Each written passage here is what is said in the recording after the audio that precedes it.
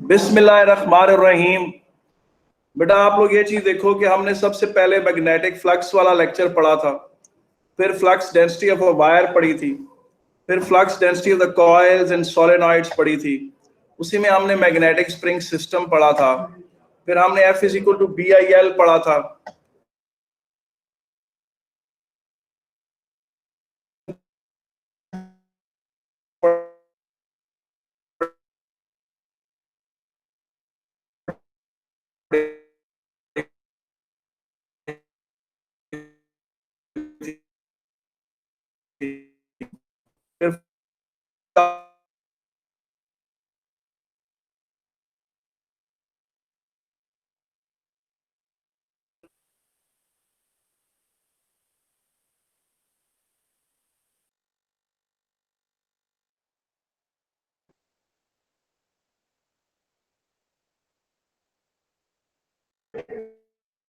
फिर लाइट्स की इशू है ना,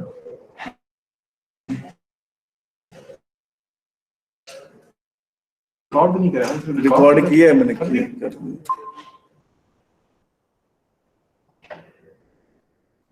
ये बात इधर है, अहमद है 2 बजे 3 हॉल प्रोब। बेटा हमने शुरू करना है आज का हमारा टॉपिक है हॉल प्रोब। आप बताइए सर आसन भी याद बारे में से हॉल प्रोब बेटा शुरू करते हैं। आज का हमारा टॉपिक है hall probe. Hall probe is a device, उनके सामने सीना, which measures magnetic flux density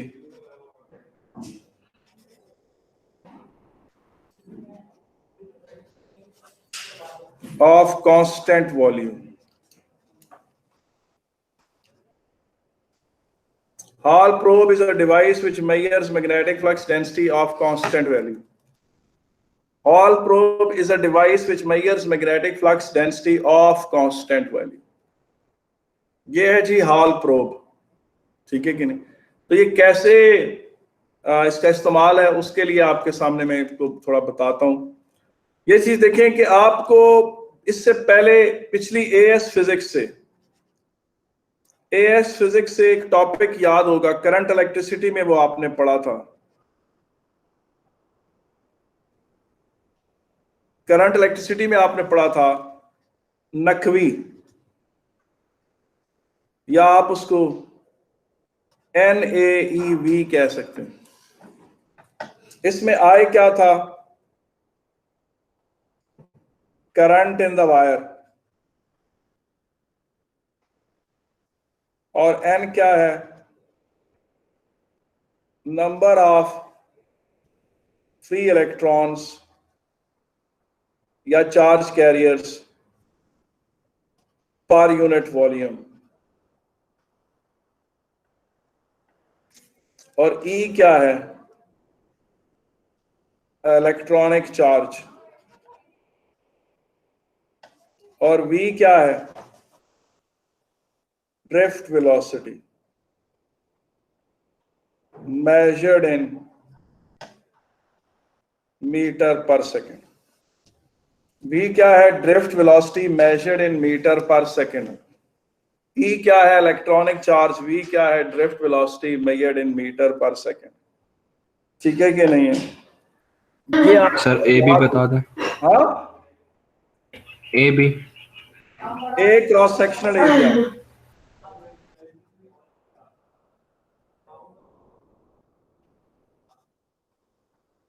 A cross sectional area. अगर आपको याद हो तो ये चीज आपने पढ़ी थी। ये वायर है और इस वायर का ये ए क्रॉस सेक्शनल एरिया है, और आई इसमें करंट था जो फ्लो कर रहा था ये, और इसमें ड्रिफ्ट वेलोसिटी वो थी कि जो इलेक्ट्रॉन जो है इस तरह मूव करते हुए जितना वो डिस्टेंस ट्रेवल करता है along the direction of current, उस डिस्टेंस को टाइम से डिवाइड कर दें तो ड्रिफ्ट वेलोसिटी आ जाती है। ड्रिफ्ट वेलोसिटी उसकी average displacement per unit time towards the positive terminal थी। मुमकिन है उसकी साइडवेज वेलोसिटी बहुत ज्यादा हो, लेकिन उसकी पॉजिटिव टर्मिनल की तरफ जो वेलोसिटी थी वो ड्रिफ्ट वेलोसिटी कहलाती थी। और n जो था number of electrons per unit volume.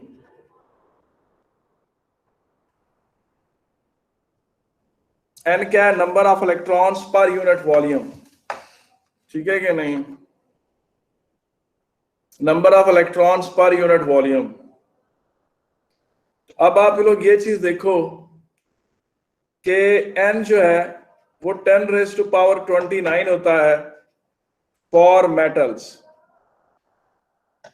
Metals के अच्छे कंडक्टर हैं तो उनके पास number of electrons per unit volume बहुत ज्यादा है, और n उनका 10⁻21 होता है फॉर सेमीकंडक्टर्स।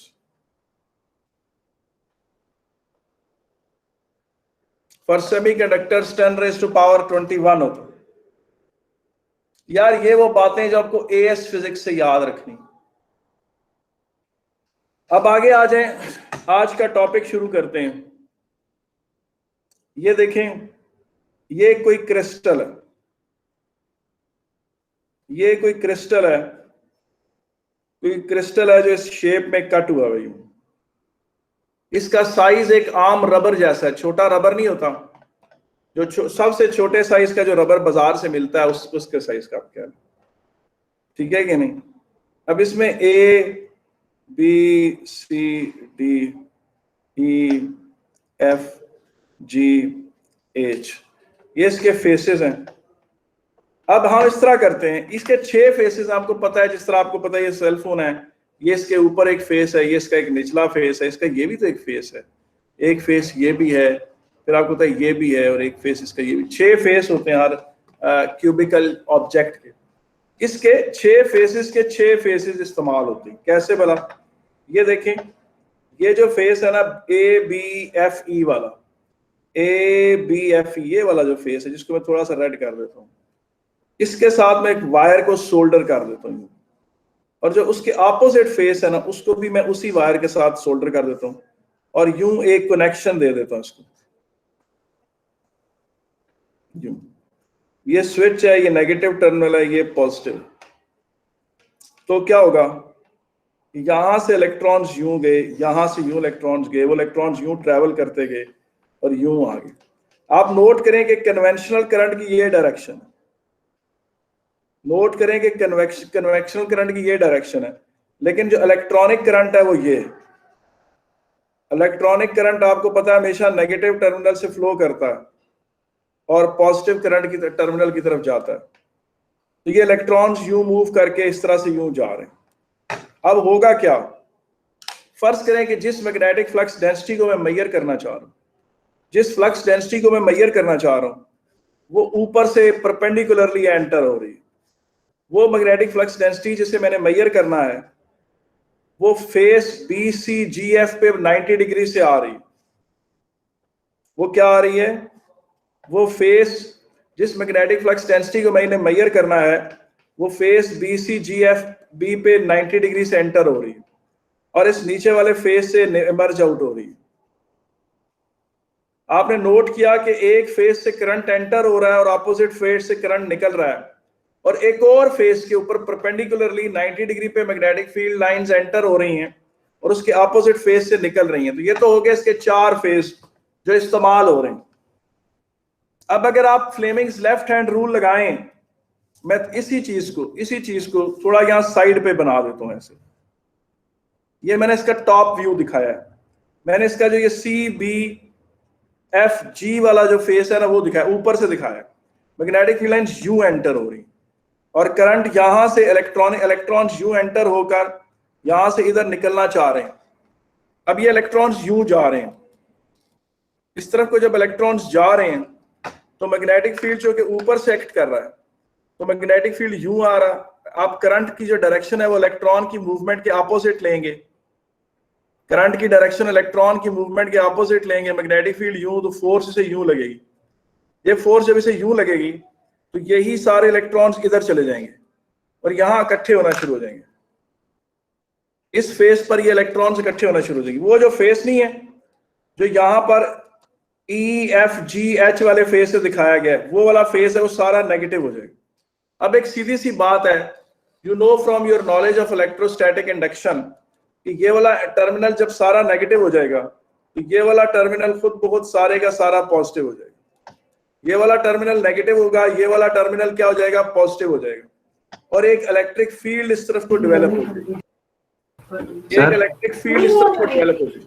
जी सर ऊपर वाला नेगेटिव क्यों होगा? देखिए ना, यहां से इलेक्ट्रॉन्स यूं एंटर हुए, यहां से जब इलेक्ट्रॉन एंटर हुए तो करंट उनके ऑपोजिट मैग्नेटिक फील्ड यूं और फोर्स यूं लगा, वो सारे इलेक्ट्रॉन्स इधर चले गए। देखिए ना, यहां से जब करंट यूं आ रहा है, ठीक है सर। करंट आप यूं ले रहे हैं, मैग्नेटिक फील्ड यूं ले रहे हैं, फोर्स यूं ले रहे हैं, तो फोर्स उन इलेक्ट्रॉन्स पर लगा, वो सारे इलेक्ट्रॉन्स यहां जाके इकट्ठे हो गए।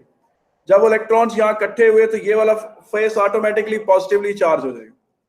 ठीक है कि नहीं? क्योंकि जब भी एक जगह पर नेगेटिव चार्ज इकट्ठा होता है, उसके कहीं दूसरी साइड पर कहीं ना कहीं पॉजिटिव चार्ज इकट्ठा हो जाता है, इलेक्ट्रोस्टैटिक इंडक्शन की वजह से।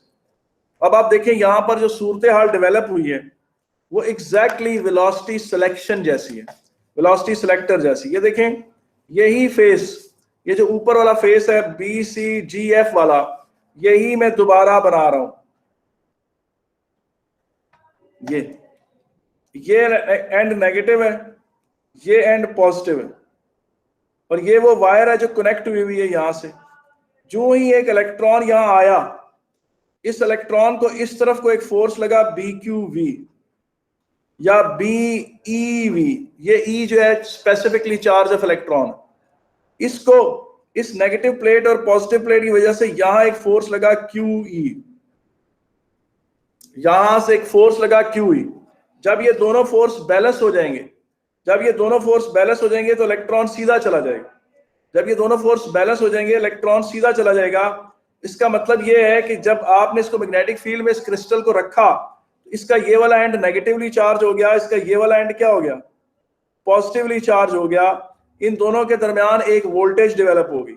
अगर आप इस फेस को सोल्डर कर दें एक वोल्ट मीटर से, और यहां से उधर नेगेटिव की तरफ आप उसको कनेक्ट कर दें, आपने देखा कि अब इसके इस फेस और इस फेस के ऑपोजिट एक वोल्टेज डेवलप हो गई। वो वोल्टेज कहलाती है हॉल वोल्टेज। वो वोल्टेज क्या कहलाती है, हॉल वोल्टेज कहलाती है।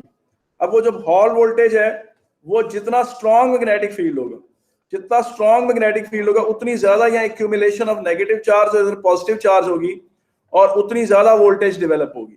इसका मतलब है कि hall voltage is directly proportional to the magnetic flux density that we are measuring. अब होगा क्या, what will happen कि यहां पर हॉल वोल्टेज डेवलप हो गई। आप देखें यहां से इलेक्ट्रॉन आ रहे हैं, इसके इस फेस से गुजर कर इधर से निकल रहे हैं। जो ही इस मैग्नेटिक फील्ड के एक्शन से उन्हें इस तरफ को फोर्स लगती है, वो इस फेस पे जाके इकट्ठे हो जाते हैं। उनके इस फेस पे इकट्ठा होने से ये वाला फेस क्या हो जाता है, पॉजिटिवली चार्ज हो जाता है, और उनकी एक्यूमुलेशन इस फेस पे कंटिन्यूड रहती है। उनकी एक्यूमुलेशन इस फेस पे कंटिन्यूड रहती है टिल एक स्टेज आ जाती है जब इलेक्ट्रिक फील्ड और मैग्नेटिक फील्ड बैलेंस हो जाए तो मजीद इधर चार्ज कम्युलेट होना बंद हो जाता है। इसका मतलब ये है कि जब ये दोनों फोर्सेस बैलेंस हो जाएं तो मजीद फिर यहाँ पर इतना ही वोल्टेज मजीद नहीं इंक्रीज करती, ये एंड मजीद नेगेटिव नहीं होता और ये एंड मजीद पॉजिटिव नहीं होता, और इनकी वोल्टेज कांस्टेंट रहती है जब तक ये दोनों फोर्सेस कैंसिल नहीं करते। तो हमारी पहली ओपनिंग इक्वेशन ये है कि ऑपोजिट फेसेस पर चार्ज की क्यूमुलेशन तब तक जारी रहती है जब तक ये इक्वेशन आ ना जाए बीच में, इलेक्ट्रिक फील्ड इतना स्ट्रांग ना हो जाए कि मैग्नेटिक फील्ड को कैंसिल कर दे। अब ये चार्ज और ये चार्ज कैंसिल हो गया तो BV is equal to E आ गया। अगर आप नोट करें तो ये इक्वेशन आपने वेलोसिटी सिलेक्टर में भी पढ़ी थी, और अगर आप नोट करें तो हॉल प्रोब में जो प्रिंसिपल लग रहा है वो वेलोसिटी सिलेक्टर वाला ही लग रहा है। अब इसको लेकर आगे चलते हैं। मैं आपके सामने आपकी आसानी के लिए वो डायग्राम फिर दोबारा बनाता हूं, बड़ी करके बना देता हूं।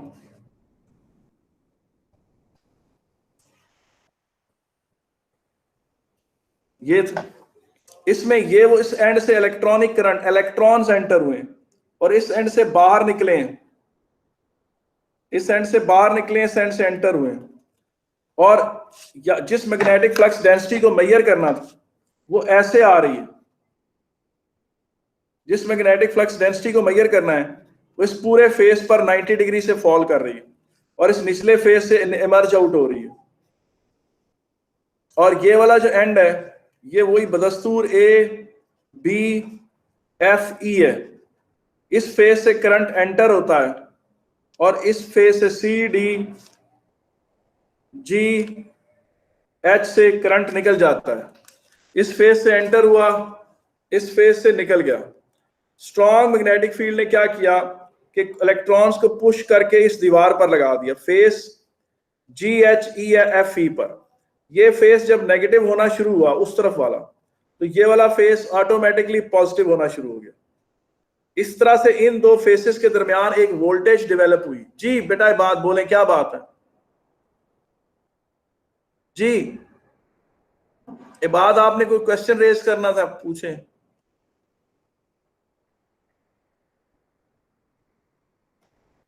अच्छा बेटा ये जो इस इक्वेशन में v वेलोसिटी है, ये देखें ना, b क्यू v है ना, v वेलोसिटी है बेटा, b v वेलोसिटी। अब आप ये चीज देखें कि ये वाला जो एंड है, अच्छा अब यहां पर इस पूरे चैप्टर में इस पर्टिकुलर टॉपिक में वोल्टेज के साथ h लग रहा है। Voltage V H means hall voltage. Hall voltage इसलिए कि हॉल वो शख्स था जिसने सबसे पहले इस पे रिसर्च की थी, तो ये हो गया जी हॉल वोल्टेज आ गई।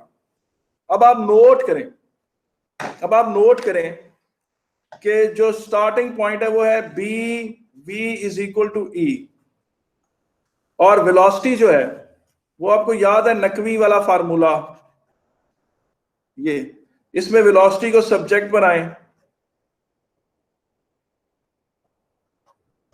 ये है जनाब, और ये इसमें पुट कर दें।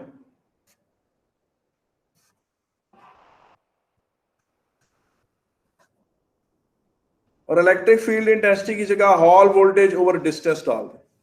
ये डिस्टेंस आपको याद है, आपने वो एएस में पढ़ा था कि जिस तरह ये नेगेटिव प्लेट हो, ये पॉजिटिव प्लेट हो, और इनके दरमियान आपने इलेक्ट्रिक फील्ड इंटेंसिटी अगर निकालनी हो, तो ये अगर ये डिस्टेंस अगर डी है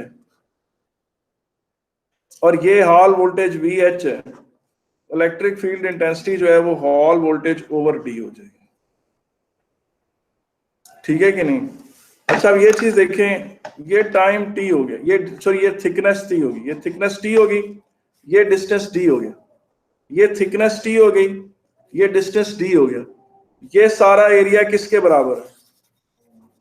ये एरिया है जी डी इंटू टी के बराबर। ये एरिया किसके बराबर है? डी इंटू टी के। तो B I over N D T Q is equal to Hall voltage over D. अब डी डी से कैंसिल हो गया, तो B I over N T Q is equal to Hall voltage. Hall voltage is directly proportional to the magnetic flux density। ठीक है कि नहीं? अब ये इक्वेशन है, अब इस इक्वेशन को जरा गौर से देखें। मैं दोबारा इस इक्वेशन, किसी ने इसकी डेरिवेशन अभी देखनी है तो देख ले, इसमें कोई स्टेप समझ ना आया तो मुझे बता दें। सही है, dt बता दें बेटा मैंने ये जो क्रॉस सेक्शनल एरिया नहीं है ये वाला, इसको इस लेंथ d और इस थिकनेस t से मल्टीप्लाई किया। बेटा जो क्रॉस सेक्शनल एरिया है वो ठीक है सर, और टी के प्रोडक्ट के बराबर है जी। कोई मसला तो नहीं? नहीं सर, जी क्या कह रहे हैं? ठीक है सर, समझ आ गई। अच्छा अब अगली जो बात मैंने करनी थी वो मैं आपको बता देता हूं कि हॉल वोल्टेज किसके बराबर है।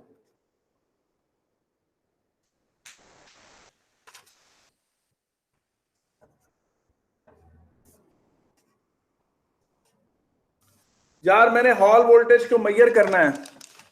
अगर हॉल वोल्टेज माइक्रोवोल्ट्स में हुई तो मेरे लिए तो उसको मेजर करना बहुत मुश्किल हो जाएगा। तो अगर मैं हॉल वोल्टेज को ज्यादा करना चाहता हूं तो मैं क्या करूं? आप मुझे एक बात बताएं इस इक्वेशन को देख के कि जो हॉल वोल्टेज का क्रिस्टल है क्या वो मेटेलिक क्रिस्टल होना चाहिए, यानी किसी कॉपर का बना हुआ हो या आयरन का, या उसके बजाय वो सिलिकॉन का बना हुआ हो? आपके ख्याल में उसे किसका बना हुआ होना चाहिए? ये याद रखें कि सिलिकॉन एक सेमीकंडक्टर है। Silicon sir. सिलिकॉन का जो number of free electrons per unit volume है वो 10^21 है। मेटल की 10⁻29 है।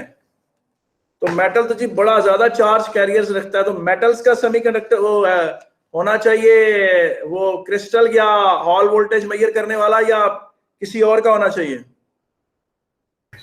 Sir silicon. अहमद, आपका क्या ख्याल है? क्या चीज सर? हाँ, क्या चीज सर? दोबारा बोलो, क्या कह रहे हो? सर आप क्या पूछ रहे हैं? मैंने क्वेश्चन ये पूछा बेटा कि वो जो ये क्रिस्टल है, ये क्रिस्टल किस चीज का होना चाहिए? मेटेलिक क्रिस्टल होना चाहिए या सिलिकॉन का होना चाहिए? सर सिलिकॉन का होना चाहिए। क्यों?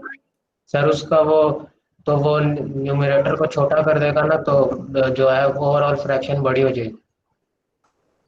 आजमेर, आप इन दोनों से एग्री करते हैं या you have a different point of view? Hello, agree करते हैं जी। आप बिल्कुल सही कह रहे हैं। हॉल प्रोब बेटा हमेशा सिलिकॉन या जर्मेनियम का होता है। बेटा हॉल प्रोब ग्रुप 4 के मटेरियल का होता है।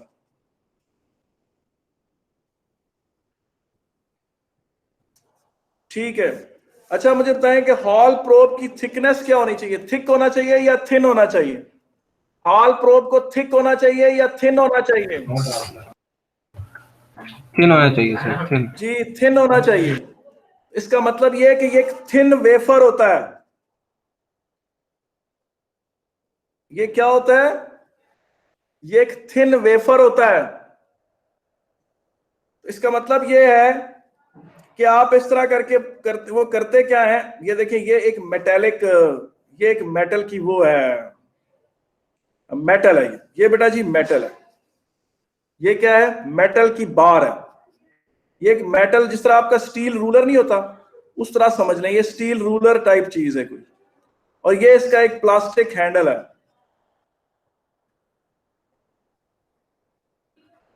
ठीक है, ये इसका एक प्लास्टिक हैंडल है। इसकी ये वाला एंड बेंड कर लेते हैं, यानी मेटल का यूं करके उसको बेंड कर लेते हैं, ऐसे करके। और ये इसका प्लास्टिक हैंडल है यहां से। अब वो जो ग्रुप 4 का सेमीकंडक्टर वेफर है ना, वो यहां लगाया जाता है। यानी इसके जो बेंड शेप है, यहां प्लास्टिक हैंडल है इसका, इस जगह पर वो क्रिस्टल लगा हुआ होता है। छोटा सा पतला सा बारीक सा क्रिस्टल होता है ग्रुप 4 का। और उसके कनेक्शंस, यहां से बहुत सारी तारें इस तरफ को आ रही होती। ये तारें इस स्टील रूलर के साथ आकर प्लास्टिक हैंडल तक आ रही होती। यहां पर वोल्ट मीटर लगा हुआ होता है। और यहीं पर सेल शेल और बाकी सिस्टम भी इसी प्लास्टिक हैंडल के अंदर होते हैं।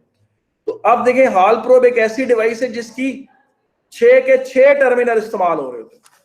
अब वो किस तरह से, वो देखें, दोबारा आपको बताता हूं कि ये वो क्रिस्टल है, इसको थिन होना चाहिए। क्या होना चाहिए? थिन क्रिस्टल होता है ये तो मैं बड़ा जूम करके बड़ा बना रहा हूं, ये साइज में बहुत छोटा होता है। इतना साइज होगा जितना मैंने ये भी बनाया है। ठीक है कि नहीं? अब यहां से करंट फ्लो करता है, यहां से करंट निकल आता है। इस करंट के लिए आपने एक सादा ड्राई सेल रखा होता है, यूं एक सादा, ये उसी प्लास्टिक हैंडल के अंदर होता है। ये करंट यूं फ्लो करवा रहा होता है। ठीक है, जिस मैग्नेटिक फ्लक्स डेंसिटी को मेजर करना है, वो उसके इस फेस पे परपेंडिकुलर गिर रही होनी चाहिए और यहां से इमर्ज हो रही होनी चाहिए। ठीक है, तो क्या होगा? एक एंड पॉजिटिवली चार्ज हो जाएगा, दूसरा एंड नेगेटिवली चार्ज हो। यहां से कनेक्शन आ रहा होता है और उधर से कनेक्शन आ रहा होता है और इधर वोल्ट मीटर लगा होता है। इसे कहते हैं हॉल वोल्टेज। अब आप बताऊं हॉल प्रोब इस्तेमाल कैसे कैसे तरीकों से होता है। एक तो ये है कि आप इस सारे वोल्ट मीटर को कैलिब्रेट कर लें बी में, कैलिब्रेट इट इन बी। तो डायरेक्ट जो मैग्नेटिक फ्लक्स डेंसिटी आ रही होगी वो यहां से रीड हो जाएगी। डायरेक्ट जो मैग्नेटिक फ्लक्स डेंसिटी आ रही होती है वो यहां से क्या हो जाती है? रीड हो जाती है। लेकिन ये तरीका है नॉर्मल बच्चे जो एक्सपर्ट नहीं होते, या उन लोगों को, जो छोटे बच्चों को अगर आपने हॉल प्रोब देना हो, इस तरह का हॉल प्रोब दिया जाता है। लेकिन जो असल में जो एक्चुअल हॉल प्रोब होता है ये वोल्ट मीटर वोल्टेज ही होती है। और जिस दिन आपने एक्सपेरिमेंट करना हो उस दिन इसे सुबह सुबह कैलिब्रेट किया जाता है। जिस दिन इसको आपने एक्सपेरिमेंट इस्तेमाल करना हो उस दिन सुबह आप इसे कैलिब्रेट करते हैं, जरा देर पहले कैलिब्रेट करते हैं। कैसे? आप इसे किसी स्टैंडर्ड मैग्नेटिक फील्ड में रखते हैं जिसके बारे में आपको लैब में पक्का पता हो कि ये इतने टेस्ला का फील्ड है, और उसके कॉरस्पॉन्डिंग हॉल वोल्टेज मेजर कर लेते हैं। फिर जिस बी को मेजर करना हो उसमें रखते हैं और उसके कॉरस्पॉन्डिंग हॉल वोल्टेज मेजर करते हैं। फिर रेशियो यूज करते हैं। इस तरीके से आप वो बी मेजर करते हैं, B2 जिसे आपने मेजर करना हो। B1 जो है वो standard non magnetic flux density, यानी आपने जिस दिन एक्सपेरिमेंट करना है उस दिन सुबह सुबह हॉल प्रोब दोबारा कैलिब्रेट होता है। किस तरह कैलिब्रेट होता है? या एक्सपेरिमेंट से आधा घंटा पहले कैलिब्रेट होता है। आपने से एक ऐसी standard non magnetic flux density में रखा जो लैब में आराम से क्रिएट हो सकती है और पता होता है कि इतने टेस्ला की मैग्नेटिक फील्ड डेंसिटी है। उसके कॉरस्पॉन्डिंग हॉल वोल्टेज मेजर कर ली और फिर इसको अननोन मैग्नेटिक फील्ड में रखा। उसकी वोल्टेज हमें B2 नहीं पता, लेकिन उसके कॉरस्पॉन्डिंग हमें हॉल वोल्टेज मेजर हो जाती है।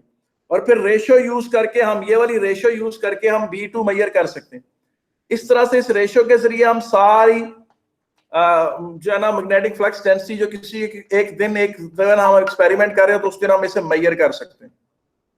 अब मैं आपको बताता हूँ कि सिलेबस में एक छोटी सी लाइन लिखी होती है हॉल प्रोब, मगर आप देखें कैम्ब्रिज में सवाल किस तरह के पुट किए हुए।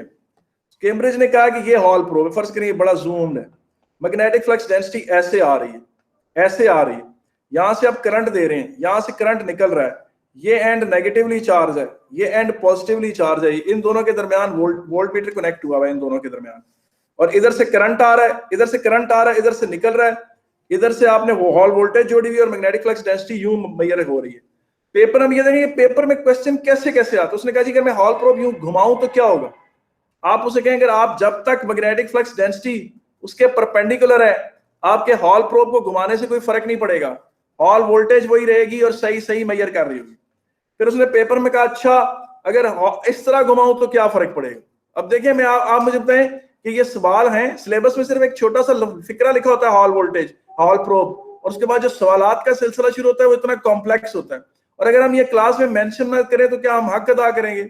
और फिर जब हम ये सारी बातें मेंशन करते हैं आप कहते हैं कि क्लास में सर ने बड़ा शकील किस्म का पढ़ाना शुरू कर दिया और इतनी ज्यादा बातें जो है वो डिटेल है। लेकिन ये पेपर में क्वेश्चन आया हुआ है तो मेरी फूफो ने नहीं बनाया कि हॉल प्रोब को अगर मैंने यूं घुमाया तो क्या होगा। आप उसे कहें साहब इस तरह घुमा रहे हैं मैक्सिमम वोल्टेज, इस तरह घुमाएंगे वोल्टेज मैक्सिमम रहेगी, आप यूं करेंगे तो वोल्टेज जीरो हो जाएगी, और फिर जब यूं करेंगे तो वोल्टेज नेगेटिव मैक्सिमम हो जाएगी, और फिर घुमाएंगे तो फिर जीरो हो जाएगी, और फिर दोबारा घुमाएंगे तो वापस आ जाएगी। यानी इसका मतलब ये है कि अगर हॉल प्रोब सर जी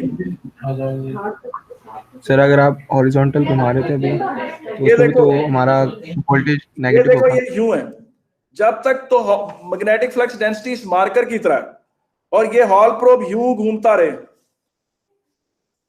तो कोई फर्क नहीं पड़ेगा। यानी ये देखें ये हॉल प्रोब है, ये मैग्नेटिक फ्लक्स डेंसिटी है B, आप इसी के पैरेलल एक्सिस बना लें और उसके गिर्द से घुमाते रहें कोई फर्क नहीं पड़ेगा। लेकिन जब ये हॉल प्रोब इस तरह पड़ा हुआ है,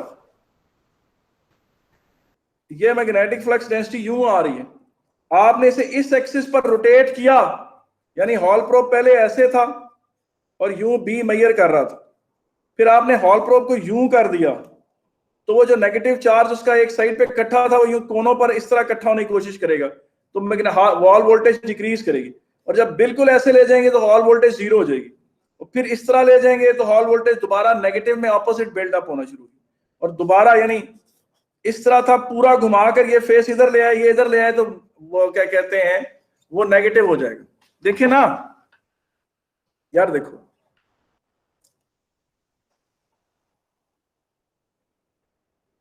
जी, मैं दोबारा कोशिश करता हूं बेटा। ये देखें ये यूं इस तरह से, अब इस मैग्नेटिक फील्ड के एक्शन से इस ये एंड नेगेटिव हो रहा है और ये एंड पॉजिटिव हो रहा है, ठीक है कि नहीं है। आप यूं कर दें इसको यूं इस तरह से, ऐसे जब आपने कर दिया आप नोट करें कि इसी एंड से पहले करंट एंटर हो रहा था। वो करंट जब इस एंड से एंटर हो रहा था तो वो इलेक्ट्रॉन्स मैग्नेटिक फील्ड के पैरेलल जा रहे हैं। और आपने पढ़ा है कि जब चार्ज पार्टिकल मैग्नेटिक फील्ड के पैरेलल जाता है तो कोई फोर्स नहीं लगता उस पर, तो फोर्स लगना बंद हो जाएगी, ये एक एंड पॉजिटिव या नेगेटिव नहीं रहेगा। और जब आप उल्टा कर देंगे उसको, तो जो पहले फेस नेगेटिव था, अब इलेक्ट्रॉनों को इस तरफ फोर्स लगेगा, वो इस तरफ इकट्ठा होना शुरू हो गया। पहले इस तरफ इकट्ठे हुए थे, ये देखें, सॉरी ये देखें, यूं कर रहे थे, यहाँ से करंट एंटर और इलेक्ट्रॉन्स एंटर हो रहे हैं, उन्हें फोर्स लगता है, वो सारे इस तरफ आ जाते हैं। देखिए स्क्रीन यहाँ से थोड़ी सी खराब है, ये निशान है, इस तरफ इलेक्ट्रॉन्स आ रहे हैं, ठीक है, मान लिया। ये देखें, यानी ये इस वाली साइड पे जहां से मैं चार्जिंग करता हूँ, इस वाली साइड पर वो आ रहे हैं, ठीक है। एक मिनट, स्क्रीन ऑफ करते हैं। ये यहां से मैग्नेटिक फील्ड है जी बेटा, सैयद हैदर, वो ये सिचुएशन होगी बेटा, क्योंकि तार का करंट यहां से एंटर हो रहा था, तार का करंट यूं आ रहा था, जब आप उसको उठाकर ऐसे लाए तो वो करंट यूं एंटर हो रहा है और यूं होकर इसके साथ पैरेलल जा रहा था, कोई फोर्स लगेगी तो इस एंड पे कोई वोल्टेज इकट्ठी नहीं होगी। तो पता चला कि जो ही हॉल प्रोब को 90 डिग्री रोटेट करेंगे तो फोर्स जीरो हो जाएगी। फोर्स क्या हो जाएगी? जीरो हो जाएगी। और जब आप इसको यूं करेंगे तो वो इलेक्ट्रॉन्स जो पहले इधर से, पहले आपको इलेक्ट्रॉन्स इधर से आ रहे थे, अब इधर से आ रहे हैं, क्योंकि वो कनेक्शन तो चेंज ही ना हुआ, अब इधर से आ रहे हैं। देखिए पहले इलेक्ट्रॉन इधर से आ रहे थे, अब इधर से आ रहे हैं। अब वो इलेक्ट्रॉन जब इधर से एंटर होंगे तो उन पर फ्लेमिंग्स लेफ्ट हैंड रूल उल्टा लगाएंगे तो उनका करंट इधर आ जाएगा सारा, इधर इलेक्ट्रॉन्स इकट्ठे हो जाएंगे एंड पॉजिटिव हो जाएगा। तो पता चला कि हॉल प्रोब जब फुल ऐसे 180 डिग्री घूमेगा तो जो उसका पॉजिटिव एंड था वो नेगेटिव हो जाएगा और नेगेटिव एंड पॉजिटिव हो जाएगा, तो उसकी सारी वोल्टेज क्या हो जाएगी? वो हो जाएगी ऑपोजिट हो जाएगी। कहने का मतलब है कि ये देखें, हॉल प्रोब को अब जब तक तो ये मैग्नेटिक फ्लक्स डेंसिटी है और हॉल प्रोब ऐसे ऐसे घूम रहा है, कोई फर्क नहीं पड़ेगा। मगर जब यूं करेंगे तो जीरो हो जाएगा, और यूं करेंगे तो नेगेटिव मैक्सिमम में आ जाएगा। अब ये बातें मैं ऑनेस्टली स्पीकिंग मैं ये नहीं कंसिडर करता, कैम्ब्रिज को ये पेपर में पूछने का हक नहीं था। और फिर Hall probe as an instrument आ रहा था, खाम खा इसके ऊपर इतने ज्यादा क्वेश्चंस डाल दिए उन्होंने कि 10-15 क्वेश्चंस की इसकी अपनी अलहदा असाइनमेंट है जो अपलोड हुई हुई है, अगर आप देखें तो सिर्फ हॉल प्रोब पर। और उसमें ये क्वेश्चन आपके सिलेबस में भी नहीं थी, लेकिन क्वेश्चन में इस इक्वेशन का हवाला दिया गया है और इस इक्वेशन का हवाला देकर उसने पूछा कि अच्छा ग्रुप 4 का एलिमेंट क्यों होना चाहिए, थिनर क्यों होना चाहिए, इतनी टेक्निकल डिटेल्स उसने पूछना शुरू कर दी। हाँ नहीं होगा, क्योंकि अगर आप ऐसे घुमा रहे हैं तो मैग्नेटिक फ्लक्स डेंसिटी तो कोई फर्क नहीं पड़ेगा हॉरिजॉन्टल रोटेशन पे। अब ये बातें, ये आज आप इसको क्वेश्चन को देखें, ये मैंने सारा डिस्कस कर दिया। आपने कोई बात पूछनी है मुझसे तो मुझे बता दें। Hall probe AC magnetic field को, rapidly changing AC magnetic field को मेजर नहीं करता। अगर एसी मैग्नेटिक फील्ड हो तो उसके लिए सर्च कॉइल होती है, वो क्या करती है, वो कैसे काम करती है, वो आज का हमारा एजेंडा नहीं है बेटा। डीसी मैग्नेटिक फील्ड को हॉल प्रोब मेजर करता है या slowly changing AC current, rapidly changing AC current को मैग्नेटिक फील्ड मेजर नहीं करता।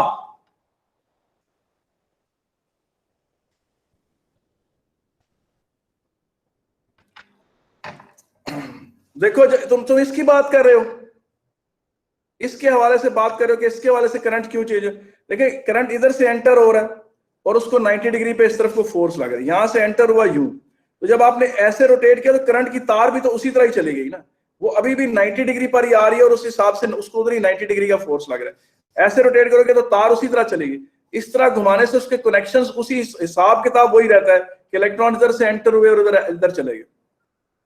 और अच्छा पता है, अच्छा है कि तुम लोग आज तीनों सिर्फ फर्दर मैथ गए थे, क्योंकि आज का टॉपिक काफी टेक्निकल था, तो मैंने तुम लोगों के इस पर्सपेक्टिव से उसको ज्यादा डिटेल में डिस्कस किए। बाकी लोगों के लिए मैं जरा ये आसान करके फिर पढ़ाऊंगा, ठीक है कि नहीं। ये शीट है, ये डाइस में पड़ी होगी, कल आकर आप यहाँ से उठा लीजिएगा। ये तीनों नोट्स जो है ना, ये तीनों ये मैं अभी डाइस में रख देता हूँ, आप आकर उठा लीजिएगा। आज के लिए क्लास यहाँ एंड होती है।